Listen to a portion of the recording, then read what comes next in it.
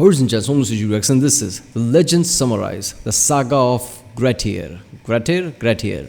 But John Oli Sarcastic production. Yes, it's one of the legends summarized, I guess. I haven't watched it. It was a month ago during the Halloween time.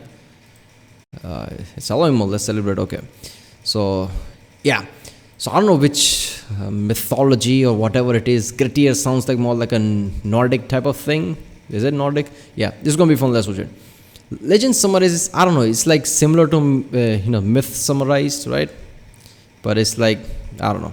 But yeah, it's a legend basically. It's, yeah. I don't know. Let's watch it. Remember, if you like my reaction, don't forget to subscribe. So I know which type of videos to react to more. Check out the reaction, there's a link in the description. And yeah, let's watch it. Returns once more to my favorite time of year, a time known by many names. Autumn, fall, spooky season. Whatever the title, this time is well known for its crisp nighttime breezes, its picturesque cloud-covered moons, and its ghost stories. And while there are many fantastic tales to choose from, today let's talk about an Icelandic saga with many a ghoul and ghost to its name. Today we recount the Saga of Grettir the Strong. Now, for context, while the term saga has been kind of watered down in recent centuries, sagas originally described Icelandic and Scandinavian historical narratives, moderately to severely fictionized and written in prose. They were mostly a Middle Ages thing, intended to describe family histories and events from a few centuries earlier, often from right around the time Iceland was originally settled. Most well-known sagas are family sagas, focusing on genealogical and family history, like a multi-generational biography. Consequently, they are dry as hell. The purpose of these sagas is not to lay out a bold and daring, carefully paced narrative of adventure and glory, it's to document generations of dudes doing stuff. These dudes are typically not heroic bastions of power and chivalry, but just guys. But luckily for us, the Saga of Grettir is mostly about one dude, especially if we skip over the first and That is just great, right? These dudes are just guys. That's it. No, nothing hero, no, nothing, anything. last several chapters that are not about that dude, a luxury I did not have, but one that I will graciously extend to all of you. Practically speaking, the Saga of Grettir begins with Grettir's birth, which you'd think would be a sensible starting point, but somehow there are 13 chapters before this. Grettir is the second son of one Asmund Longhair and is a textbook problem child. Super strong and very antisocial with a habit of getting into fights about a whole lot of nothing, Grettir's mom likes him okay, but his dad ain't jazzed about his prospects. Grettir's messing things up career takes a bold leap forward when he's sent to a thing, technical term for a big important meeting, in his father's place on account of being generally useless enough that his presence won't be missed on the family farm. Grettir heads to the thing with a bunch of other guys, but crisis strikes when they wake up one morning to find their horses scattered and their food depleted. A very hangry Grettir accuses one of his travel companions of theft, who responds to the allegations with an axe, so Grettir kills him. Barely a day out from home and Grettir has committed his first murder. They grow up so fast. Grettir claims the guy was killed by a troll, which the others find dubious at best, and he eventually owns up to the murder, earning himself a 3-year banishment. To prep him, Grettir's mother gives him a sword that belongs Oh, a troll killed him, so a troll strangled him. Is that it? Wait a minute, how is that murder? The guy attacked him with an axe, so he killed him, right? I mean, isn't that considered self-defense? But I guess at that point, he says type of thing, right? I mean, how do they know that he attacked with axe? All they know is he killed him. I guess that's the case, right? Oh, 3 years. We'll meet you at June, exact 3 years after this place. And, we'll reduce your sentence to some community service. Why not? Just 3 years. To her grandfather, and Grettir sets off on a ship to his future exile, which, spoiler alert, will basically be the entire rest of the story. On the voyage, he proceeds to do absolutely nothing to keep the ship running until one fateful night the ship springs a leak, which Grettir single-handedly and superhumanly rectifies for the sole purpose of impressing a lady, saving the ship until it hits a rock and fully sinks anyway. Fortunately, they're not too far from an island off the coast of Norway, and a local rich dude named Thorfinn helps out the sailors. The rest of the crew heads south out of the story, but Grettir sticks around, mostly because Thorfinn is too nice to kick him out. Grettir spends his days hanging out with the local farmers, being generally unhelpful, until one night he notices a huge fire in the distance. He asks a farmer about it, who tells him the flame is the result of a haunting. Thorfinn's deceased father, Kar the Old, haunts his burial mound. Grettir decides this will not stand and heads to the barrow to dig his way in. He tunnels down into a burial chamber full of riches and the remains of the grave goods Kar was buried with, and then he's attacked by what is presumably whatever's left of Kar the Old. They have a furious wrestling match that smashes up the entire barrow, and Grettir manages to cut off the monster's head. He digs himself out with the treasure and heads back back to Thorfinn to let him know that he killed his dad's ghost Basically, and dug up his he played grave. Skyrim. A fact that Thorfinn is shockingly okay with, all things considered, and he thanks Grettir for returning his treasure to him. Grettir asks if he can have a cool sword he found in the grave, and Thorfinn says if he wants to make that happen, he'll have to prove himself. Fortunately, Grettir gets his chance in short order, as one day when Thorfinn is out on business, Grettir notices a small ship pull into harbor, and a bunch of dudes pile out, steal Thorfinn's boat, and tell Grettir they're here for revenge on Thorfinn, which Grettir cheerfully accepts and happily guides them to the house where he plays model host, getting them blackout drunk and partying with them for hours. Then he guides them to a large wooden outhouse and slams the door, barricading them in. He sprints back to the house and asks the, at this point, very displeased lady of the house if she has any weapons he can borrow, and she catches on. This whole thing has been a ploy by Grettir to catch the outlaws off guard. She gears him up in the armor and weapons of Kar the Old, and Grettir heads out to fight them. The battle is surprisingly even, since even though Grettir is the only one with armor or weapons, the outlaws are all berserkers and they do outnumber him. But after a long and taxing fight, he manages to kill them. He heads back to the house, stiff and exhausted, and the lady of the house lavishes him with praise and reward. Wait a minute. I don't get if you have weapons and other people don't. If there are three of them, they can easily overpower you, right? I mean, you do have two hands. Doesn't matter how much skill you have, right? They can literally overpower you, right? You can hit one or two, but third one will grab you or something. For saving them, though at this point he just wants a nap and an ice pack. When Thorfinn returns, he of course honors Grettir as highly as he can to thank him for saving his wife and loved ones, and Grettir makes a lifelong ally, as well as getting that shiny sword he wanted. Bonus! Man, this heroism thing is easy! This is Word Skyrim. of Grettir's valor Got a begins to sword in spread, the end. so by the time he leaves in the spring, he has no trouble finding somewhere else to crash. The seasons turn, Grettir wanders around a bit, fights a giant bear, mostly just to spite this guy named Bjorn, wanders around some more, this is going to become a theme, and eventually crosses paths with Bjorn again. He demands a fight and threatens to make chicken noises and call Bjorn a weenie if he refuses, so Bjorn accepts and dies. And it turns out murder can have inconvenient consequences because Bjorn's brother Hjörandi demands vengeance for the killing. He even refuses weregilt, literally man price, which is a carefully calculated tally of how much gold you would have to pay as compensation for killing someone. Very efficient, if a bit macabre. Unfortunately for Grettir, Hjörandi has the local Jarl on his side, who demands Grettir pay up his weregilt and get out of his jurisdiction immediately. So, with his original 3-year exile over, Grettir returns to Iceland, famed and glorified for his many feats of strength. And if this were anything other than an Icelandic saga, this is where we'd end the story. But nope, Yeah. we gotta watch this hero's journey turn into a train wreck. Grettir's back in Iceland and has picked up a touch of the old hubris, picking fights and relitigating old childhood grievances left and right. He briefly crosses over with another Icelandic saga, the Saga of the Heath Slayings, when he runs into this dude Bardi, who's gathering allies to prepare for a personal quest for revenge. Grettir is always eager to bust some heads and volunteers, but Bardi's foster father Thorarin tells him that Grettir is hot-headed and arrogant, and inviting him along would be asking for trouble, so they ditch and go do the plot of their own saga without him. So basically, this bit is Grettir being rejected from the Icelandic equivalent of the Argonauts. Fortunately, Grettir will have plenty more opportunities for hubris-fueled downfalls soon, as there's a ghost story in the making nearby. A wealthy dude, Thor, I like how he makes a guest appearance in another saga. That's just epic shit. So yeah, hero. Is the hero right word here, right? I don't know. He's just hot-headed, literally killed 2 people. I mean, I don't know.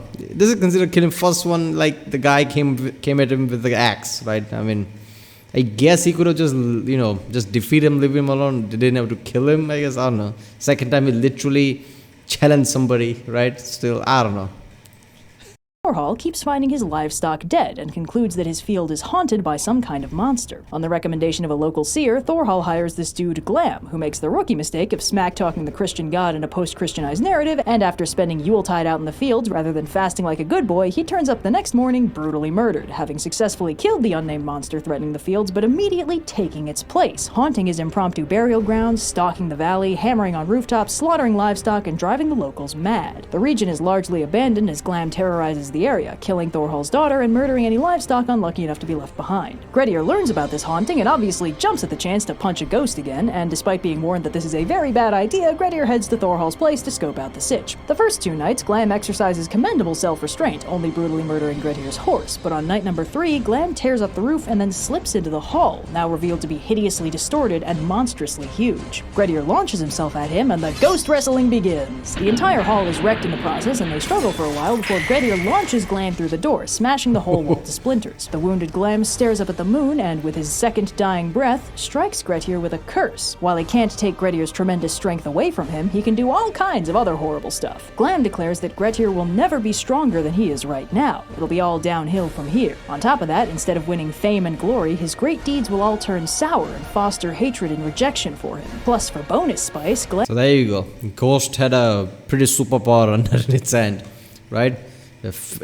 power of fate. You're screwed from this point forward.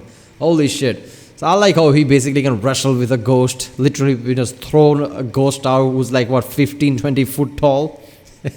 Ghost like, oh, where did he go? And, look out, fool, and just jump from the back. This is so good, man. Glam's nightmarish eyes will haunt him forever, and Grettir's life will become a steady downward spiral of torment and isolation until he eventually dies alone. Grettir manages to shake off his bone-deep terror long enough to cut off Glam's head, winning heroic fame and glorious rewards one final time. But Glam's curse is no joke. Grettir can feel his temper getting worse. He's more impatient and reckless than he was before, and, as a new addition, he's developed a fear of the dark, because in the night, Glam's eyes haunt him. He sees specters and visions that aren't there. The narrator helpfully informs us that this is the etymological root of the word glamour, which is pretty cool, albeit cold comfort for Grettir. Unfortunately, Grettir's downfall begins pretty much immediately. Word on the street is that the new King Olaf is taking all comers with unique skills to form his own little posse of the Round Table. And obviously this appeals to Grettir, whose ghost punching and super strength would make valuable assets to any king. Grettir starts making his way to the court of King Olaf, but it's winter in Scandinavia, so it's cold and miserable. And after fording an icy river to get fire, he breaks into a house and, in his iced-over state, is mistaken for a troll. In the ensuing scuffle, while Grettir escapes pretty quickly with the fire he wanted, the house burns down with everyone inside. Among them are unfortunately the two sons of this dude Thorir, who is the kind of well-respected pillar of the community that makes people really upset with whoever accidentally murders his kids. So word of Grettir's clumsy manslaughtering spreads like wildfire, overtaking all his previous ghost-punching goodwill. Grettir's arrival at King Olaf's court doesn't help, as Grettir's temper sabotages his attempt to clear his name, and he's deemed far too much of a liability for the king to take into his service. Grettir leaves, and despite a few more heroic victories, forces begin moving against him. The terrible forces of the consequences of his own actions. See, on the way to King Olaf's, Grettir casually kills— I'm not gonna lie, that shit is so creepy. I like how Westby can literally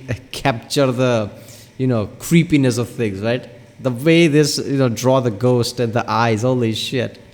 I mean, what's the point of this story, right? I get it, the heroic story makes sense, but then it turns downhill. Somehow he screws, just fights with a ghost and ghost curses him, and now his story is going downward. What is the message here? Don't fight ghost? What is happening here? This is just fucked up, man.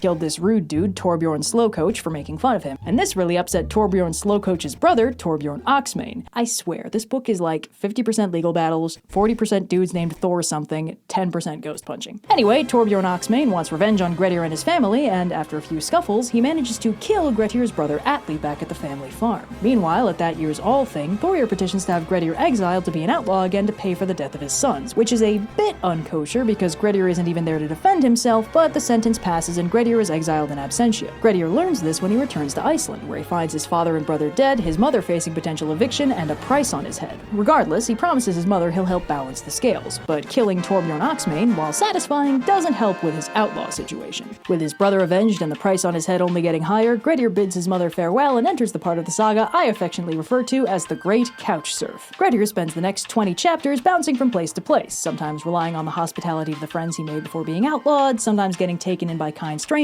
sometimes just camping out in the wilderness. He does assorted acts of banditry and winds up with the biggest bounty in history on his head because that Thorir guy just hates him so much. Anyway, a few cool things happen during the Great Couch Surf. Thorir starts sending full-on paid assassins after Grettir, who bounces between an assortment of fun bandit lairs like a cabin he builds himself, a very defensible cave in a mountain, and a glacier-lined valley ruled by a friendly giant, confusingly also named Thorir, that's straight up idyllic. It's kept magically temperate year-round by a volcanic hot spring, it's absolutely full of sheep, Thorir has a bunch of daughters Grettir gets along with, the valley's completely hidden and nobody attacks them the whole time he's there, and then, and this is not a joke, he gets bored and leaves. Sorry Grettir, but from this point forward, I officially have no sympathy for you. Grettir starts I mean, come on, man. The man who traveled everywhere, the man who's wrestled two ghosts, killed them, got cursed by one of them, doing all this shit, doing all this journey, just sitting there enjoying peace. It's not going to be his thing, right? I mean, I understand, we're like, oh, I'm bored, I'm gonna move, right? I don't know. I mean, I get it that, he's screwed, but we are hearing a story right now. In real life, it's lots of years have been passed, right? He's been cursed, he's screwed, he's wrecked a bounty, but that's his everyday life. Now what is he gonna just sit there, just enjoy? I mean, yeah, I don't know. But yeah, it's just fucked up. From the start, his whole temperament has been a bit like, bit of short-tempered, right? He gets angry fast and just kills people left and right? And then basically, because he's so strong, he even killed Ghost and got cursed. So it was very easy for him to go downhill from there. He was already walking a shaky path there. Traveling in disguise, so Thorir, the dude, not the giant, won't send more assassins after him. And it's under these circumstances that he hears about another fun monster-slaying opportunity. An estate currently belonging to this lady Steinvor has been attacked 2 Yuletides in a row by some sort of troll that carried off her husband and later a servant. Grettir offers to help out and house sit while she goes to Yuletide Mass, and he even carries her and her daughter across the icy river so they can get to church on time. Then he heads back to the estate just in time for a huge troll woman to show up. They have a classic Grettir-style fight that smashes up the whole building, and Grettir manages to slice off her arm before she can pull him into the river. Very Beowulf of him. She books it into the waterfall, and when Grettir dives in, he finds a monstrous giant, not the troll lady, which is a little confusing, but long story short, he kills it, retrieves a bunch of treasure along with the bones of the 2 dead guys, and heads back. Grettir, having officially exorcised the area by force, spends the winter in peace until Thorir catches wind of his location and goes back to sending assassins. Grettir is directed to maybe try camping out on the island of Drangi, which I don't get it. He kills ghosts, he kills giants like it's nothing. Why not just go to the guy who's given bounty towards him and beat the shit out of him, ask him to take down the bounty or just kill him? At this point, it's just like, yeah, list is already big. Who gives a fuck, right? If the dude is dead, who's going to carry out the bounty? I don't know.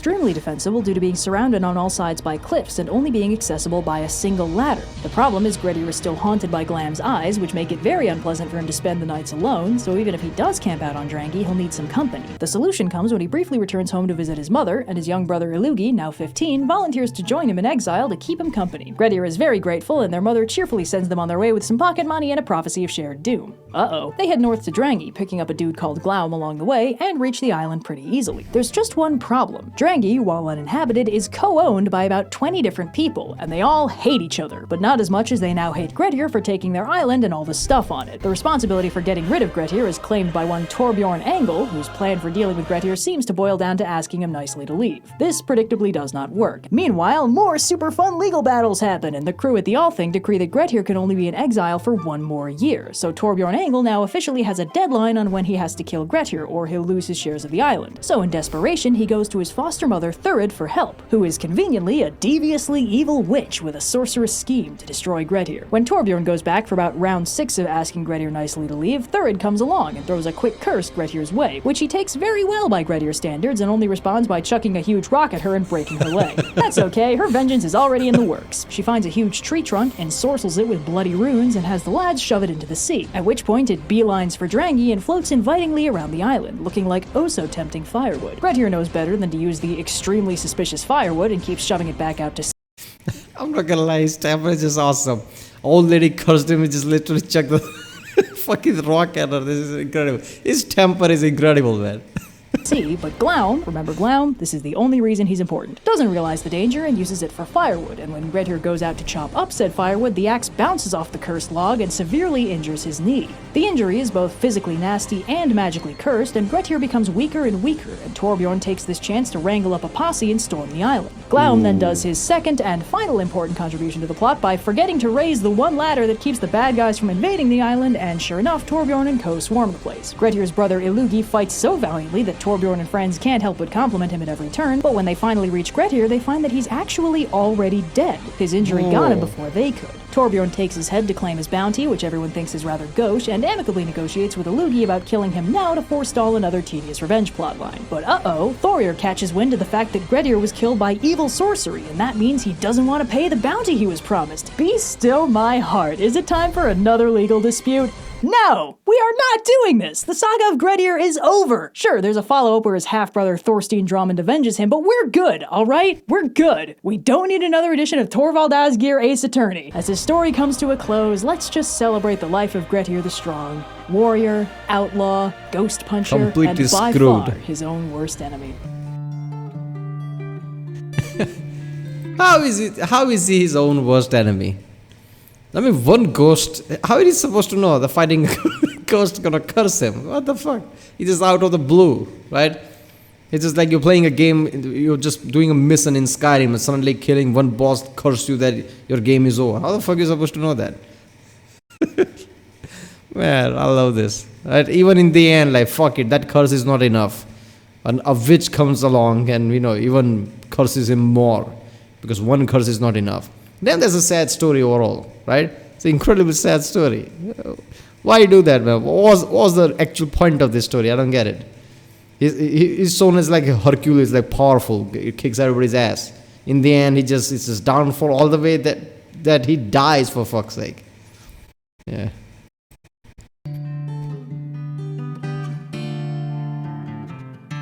Icelandic sagas are technically extremely interesting in that they contain a large amount of very valuable historical and cultural information, and originate a lot of interesting tropes, but unfortunately, practically, they are very boring. Turns out the average lifetime involves a lot more faffing about than the epics would have you believe. Okay. To be fair, it was nearly 1,000 years ago. Pacing had been invented. It's all the same. There's as I've heard when it comes to blah blah blah blah. Okay, this is very long. Icelandic sagas in whole entire life and leaving you to find the goal with. Okay, there you go. So yeah, the saga was incredibly sad but good in a way, right? It was different, but I guess I haven't heard of any Icelandic sagas basically. So maybe all of them are like this. I like how it has also a sequel. The guy didn't pay bounty. I guess that's a sequel. That's something. Alright, people. That was Legend Summer as the Saga of Grettir. If you like my next one, don't forget to subscribe, and I'll see you next time.